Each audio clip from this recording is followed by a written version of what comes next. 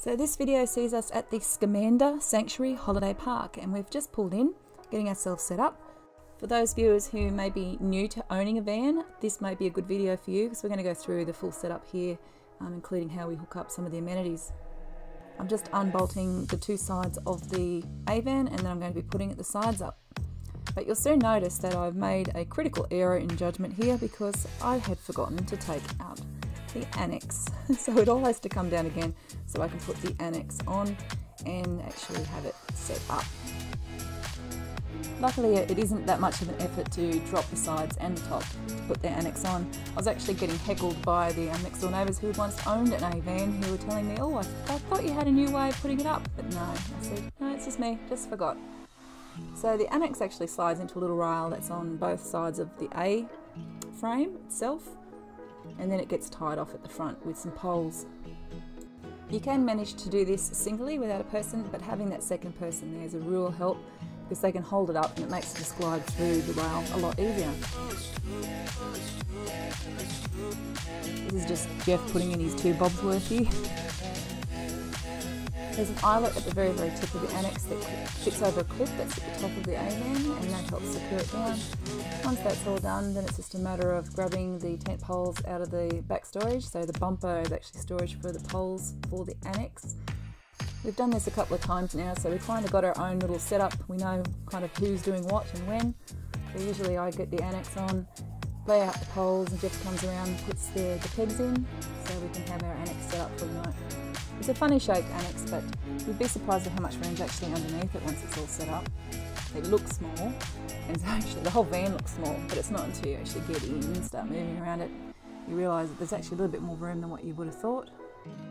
While Jeff gets the rest of the poles put in, I put out the floor. We've got this was something that we bought from King's, so we popped that down just to stop some of the stuff getting tramped into the van.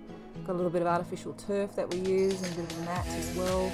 This annex comes with 3 sides, so we do put the sides up just for a bit of privacy, or if it was really wet like it was at Port Arthur, if you've seen one of our previous videos, we put the full annex up and that gave us a whole outdoor living space when it was really wet during that weekend. There are 2 rails located on the left and the right hand side of the van, just on the outside, that these little side pieces slid into, and then everything else is zipper, so you just zipper it up.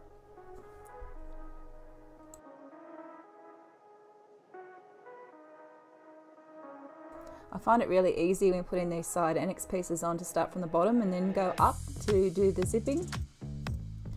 One of the sides has a window in it, and the very front one has the door and another window, while one side's just fully screened.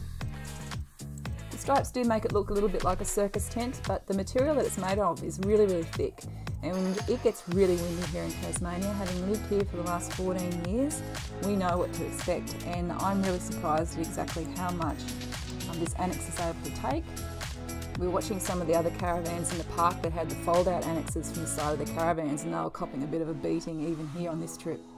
The bottom pieces in the annex have a flap that you can peg down and then pop in underneath your matting that you might have down. It also came with a skirt and stuff, but we only ever use parts of the annex when we're out camping. So part of the setup of the van is to make sure that the side annexes are pinned down underneath, and we usually put the floor mat on. But because we're staying in a powered site for the next couple of days, there's some extra things that we're doing this time around. And one is we have to hook up the wastewater. Follow Jeff around. In the A-van, there's a little piping just in front of the front wheel where that attaches.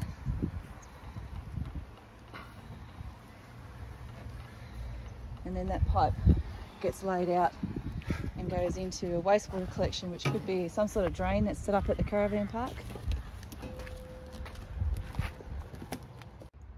The other 2 connections that we need to make are for water. So this one here is our water connector, so that connects into the water outlet and sends the water into the van. So that's the next one. And our final one is the electricity. So we've got a cable up there and we need to hook that into the mains power so that we're not using our solar. So that's the other connection. Righto, so we took the whole white hose off that reel. If you come around here you can see we've got our wastewater, We have the electricity into that point. There's a big black spider in there who's looking after it for us, and our hose. And obviously that's the power, that's the waste down there, and this is our setup for a hose. It's just a little connector that you'd use for your tap at home, which we've wound onto the outlet there. The other bit here, that is to fill the water tank. So if you're going off grid, you would fill that up, and then you'd use your 12-volt pump to pump water up into the sink. You cannot use hot water, the hot water in the van, if you are off grid. It's only if you're at a powered site.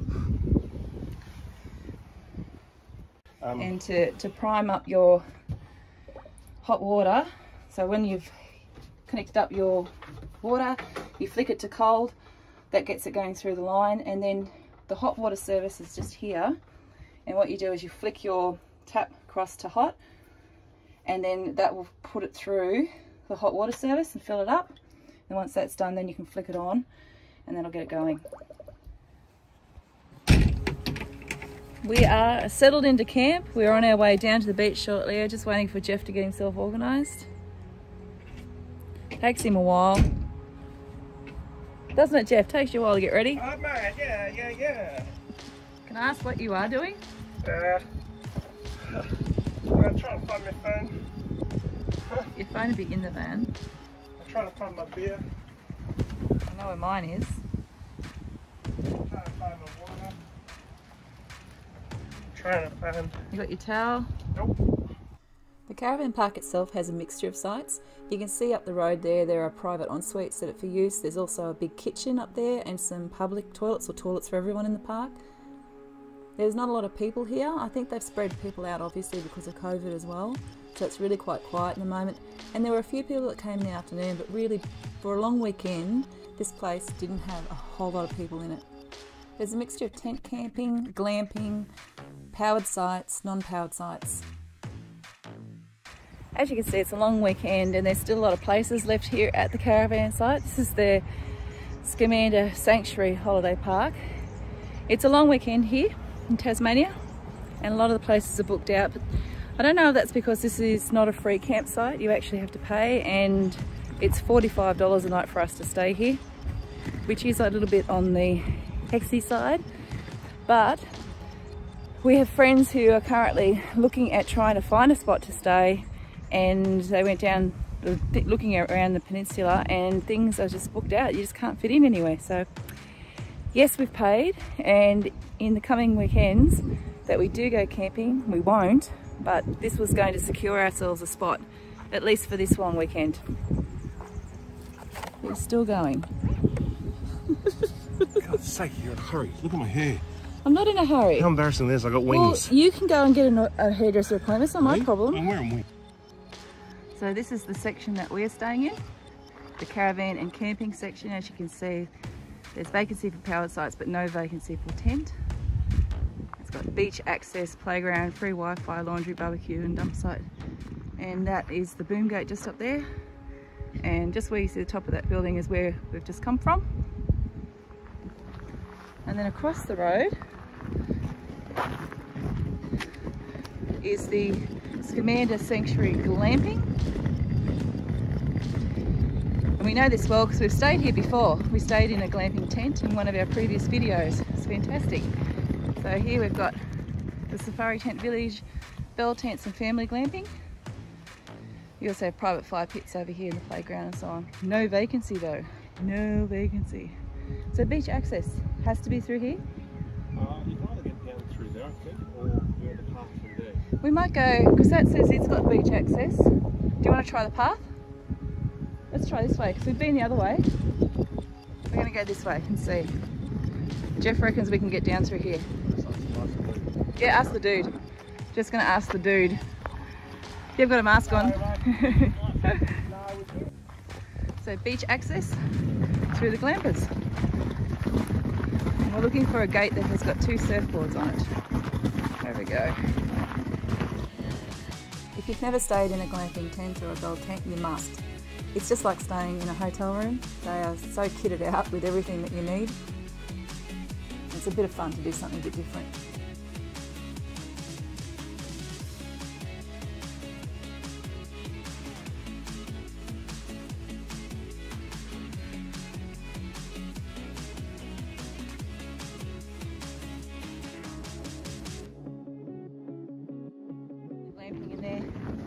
here we have our gate. This is the access.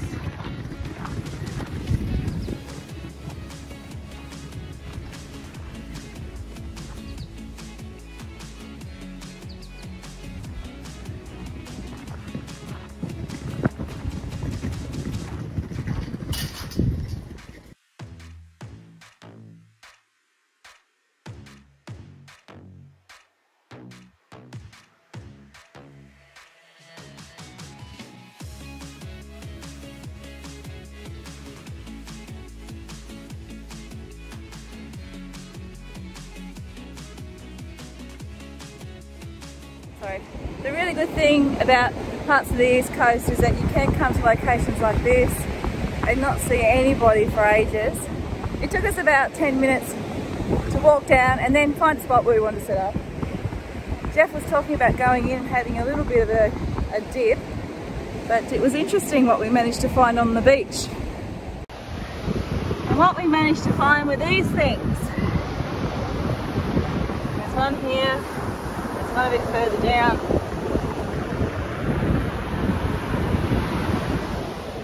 Here in Australia we call them blue bottles, a type of jellyfish. They have really long tentacles, and if they manage to get themselves wrapped around you, they cause quite a sting. It's not life-threatening, but it certainly is very, very painful, something you don't want to go through. They're scattered up and down the beach. Some of them are huge. They've been puffed up, obviously being on the beach with the sun today, making them look a lot bigger than what they normally would be in the water. But the swimming may not be on the cards at the moment.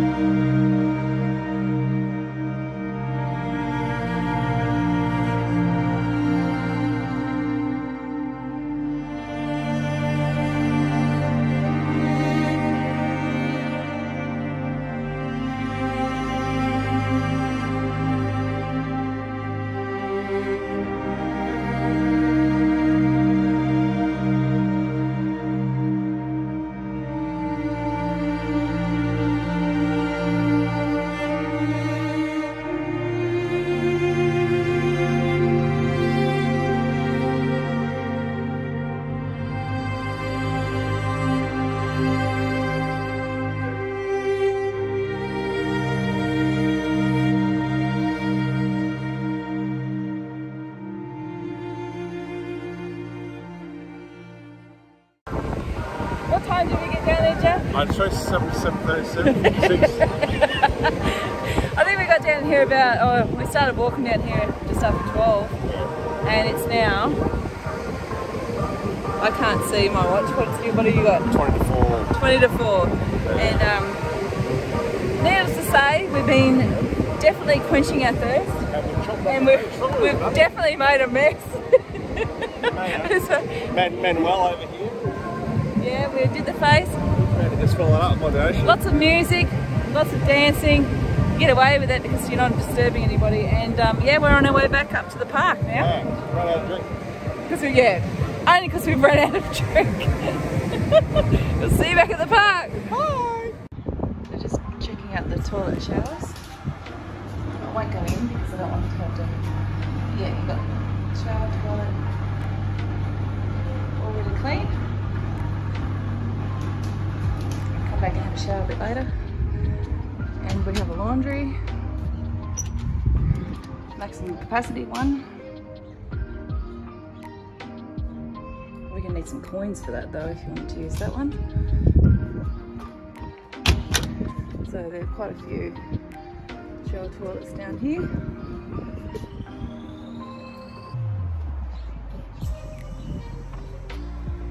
Which is pretty handy, I know.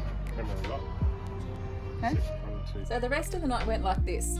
We went down, had a shower, we came back up and I was laying in the sun, and the next door neighbours came over and started chatting with us, and then we had way too many drinks, and then we attempted to cook dinner in the Weber and we went to bed. And tomorrow was Sunday and it's a public holiday. Woohoo! Let's do it again. It's 10:30. We've had a nice bacon and egg breakfast, bit of a slow rolling start, and we were off for a drive, so we're going to head back down toward Bicheno and have a look at Chain of Lagoons. It's another campsite down there just to see how busy it is, and then we're probably going to drop into Iron House Brewery. So just doing a bit of a touristy drive today, and then when we get back probably going to head back down the beach, I'd say.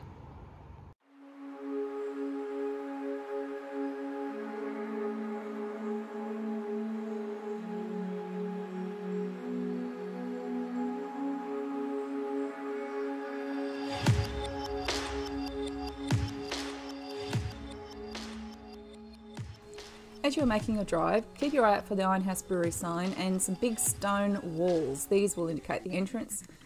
As you drive on through, you'll go past all the grapes where all the wine has obviously come from, and down toward the actual resort itself, there's a huge big paddocks, and we found out later that that's actually open for camping. So as long as you are self-sufficient and you have your own camper van, trailer with toilet and shower and so on, you can stay there, 2-night minimum stay. And there's a $5 fee if you want to use some of their amenities such as the pool and laundry facilities. We are definitely going to come up and spend some time here and enjoy the facilities and the resort.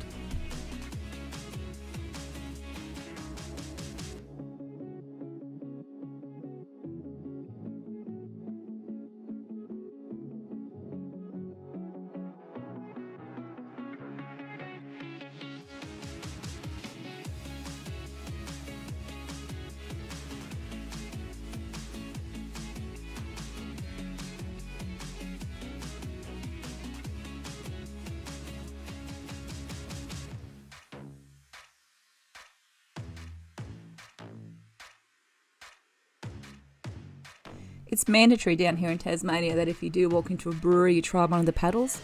Just kidding.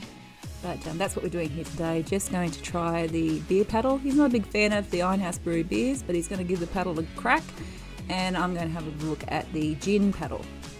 And probably a taste also.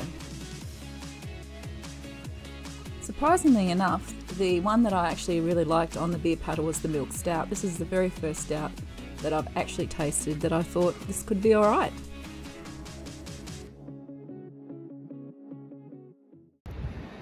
Breakfast this morning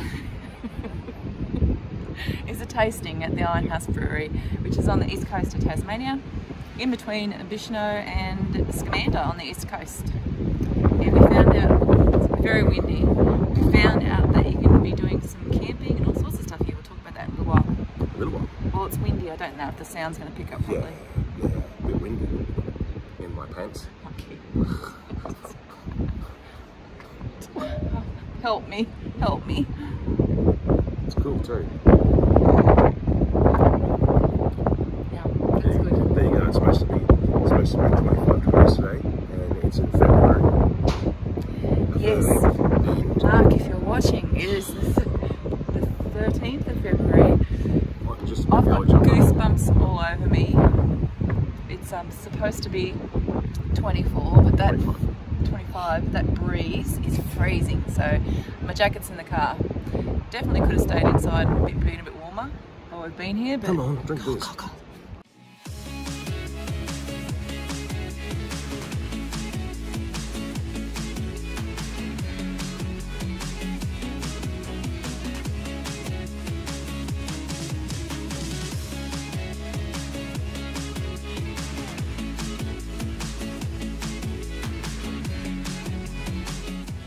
there with all your friends and the sun.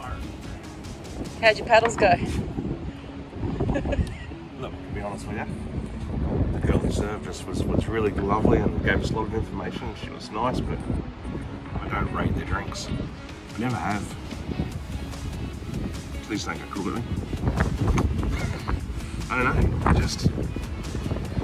It's an individual taste. You know, when we come up again, I want to do their wine paddle. I wouldn't mind checking out some of their wines and seeing whether or not. Yep. Yeah, I didn't mind the milk stout. I can't show you what that looks like now. The milk stout was good, and the ginger beer was good. They're two that I would have if I were going to order a drink. The lager didn't taste like a lager, it tasted like a very strong pilsner. The XPA has got some old smelly socks in it. Jeff, What? this isn't a good review. No, well, I don't like it. Someone else probably loves someone it. else loves it. Exactly. Obviously people love it. Don't go off my taste. You might come here and like it. I'm just telling you how I feel about it. The ginger beer was really nice, although I'm not a ginger beer. I don't like stout, but that's probably the nicest stout I've ever had, but I wouldn't buy one because I don't like stout. Notice, viewers, that every single glass is empty there. Oh, you wouldn't know not. The smelly socks one. That's what that's on.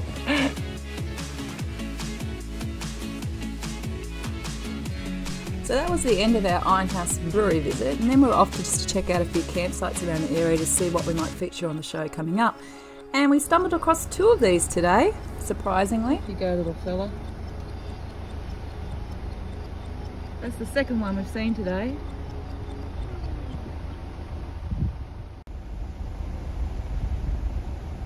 I wonder if he's going to climb that tree. I think in my whole time, I'm just turned 50, I've seen a couple of snakes in the zoo, one snake on a road that reared up once. I've seen two today. Two. Tuck it out from all our exploring of other campsites, we headed back to our own, grabbed a few more bevies and headed down to the beach, which was really just a repeat of yesterday earlier in the video.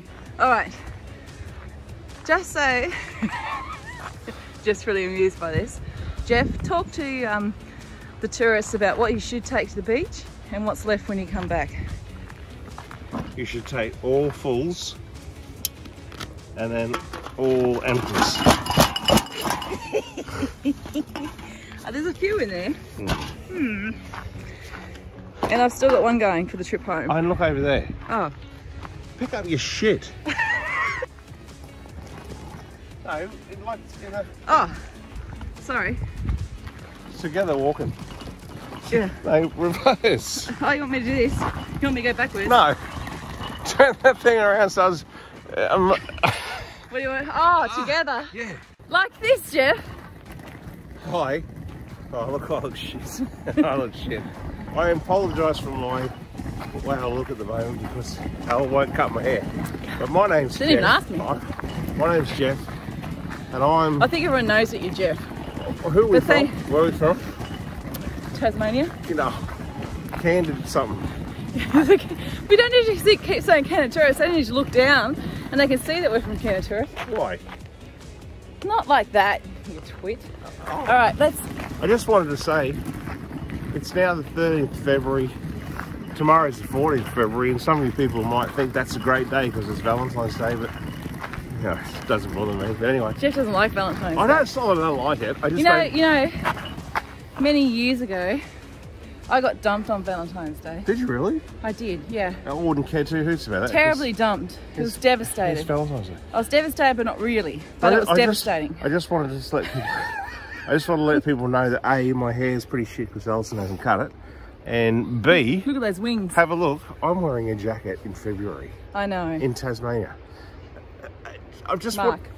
Mark and everywhere there. Look at my hair, Jesus. I just let people know that it's been pretty cold, and I haven't got COVID. It's just that the salt air and about 3 hours in minus temperatures has probably sent me over the edge. I think all I'm trying to say, guys, if you're going to come to Tasmania, bring a jumper because you're going to need it. Summertime, wintertime. I had a beanie in my bag. I probably should have had it on. Am I a popsicle? Go back again. Hey guys, my name's Jeff. Al seems to think you know me. You just said that before. Why aren't you just down there? Yeah. You know what? Today, I wanted to keep walking. Today, yeah, look, we've had a few beers down the beach, and we're walking back home. As you can probably see, we're on a track. It's like the Yellow Brick Road. I just wanted to talk to you guys today, and I want you to leave a comment below if you watch this on camping etiquette. And etiquette. What did I say? Etiquette. You said etiquette. Well, etiquette. It is cute, but anyway. We're staying in a campsite, and I won't say where because you probably already know this anyway. But we've got a couple with a young child. Oh, please don't go crook at me for this because I know. I can't hear anything, so all I can hear is the tin cans rattling in your bag. Don't go crook. Don't go crook at me for this because I know that kids are kids, and we've got to be acceptable for everything. But last night there was a child who cried from 2 o'clock till 4 o'clock in the morning and kept everyone awake. We saw the child today, and he or she. It's that little Lord Fauntleroy, is walking. So I'm guessing. Oh, there's a rabbit up there. I'm guessing 2 or 3 years old. If I was a parent, but you're not, but of a young kid, and I was camping, and I had someone who was just crying constantly because the kid's been crying again all day again today. I would go home and just say, I'm really sorry, folks. I've kept. Would you send a letter to everyone and put it into their little camp? No, I wouldn't. I'd just pack up and go home and just say, kid, you've ruined everyone's weekend. We have to go home because you stuffed it for everyone. Now, he sounds charming, doesn't he? Have a go at me if you want, because I really don't care. But, me personally, you know what I thought it was? What? I thought it was cat mating season because it started out like. And on that note, it was time to light up a fire, enjoy the sunset, and also some more company from the people around the campsite as we caught up over the day and what we'd all gotten up to. Alright, we are all packed up and we're headed home. Feeling a bit dejected actually. Be nice to be on the road. Every time you go to the caravan park you meet all these people who, you know, 6 months, 3 months on the road. Some of them are younger than us. Forever. And you think they're just doing it forever on the road, traveling Australia. Yeah. Time to put a plan in action. And by the way, it took us half an hour to get that Spinifex toilet tent down this morning. I didn't film it because we're just in the throes of getting everything packed down. Because I like to do a lot of packing down, cleaning up, so that when you get home you can just park the van in the driveway and just pull out what's in the car in the back. Now we're going to join the camper van marathon, caravan marathon on the way home. I reckon if we counted caravans on the way home, there's going to be hundreds. Thousands. End of the long weekend. I reckon millions. I think you're overdoing it. We're going to head back the way we came, which is through St Mary's, Fingal. I think the road closes. Fingal, Avoca, and then down through Campbelltown. The better scenic road is going down the east coast, but I think the road's a lot better going the other way. So that's the way we're heading. Goodbye. We're off. Oh, look at them. Look at them. There's another one. There's another one. There's another one. There's another one. What have we got? We've got people with a paddleboard, a couple of caravans, a boat. I'd say lots of people going home. The reason we're going so slow though is there's a tractor slasher up ahead. I don't know what he's slashing. I don't know what he's slashing either. I definitely rate Scamander Sanctuary Holiday Park. I think it's a great little park. A bit on the expensive side though. At $45 a night. I think people are kind of book in there during the long weekend when all the other free campsites are a bit taken up. It's clean, the facilities are great. It's all new. It's all really new, yeah. So I would definitely go there again. You'd book in for a long weekend and head up. The beach was great. That was the best thing. Walking across to the beach. did get a little bit windy at times, but the wind dropped out last night. We ended up having the fire. It's great. By the way, on the way back through St Mary's, I don't think there was a Chinese restaurant. It looked like a closed shop. just note that in case you come up here thinking that you're going to get a dim sum. And that signals the end of our long weekend away to Scamander. If you stuck around this long, thanks for watching. We really appreciate you as viewers.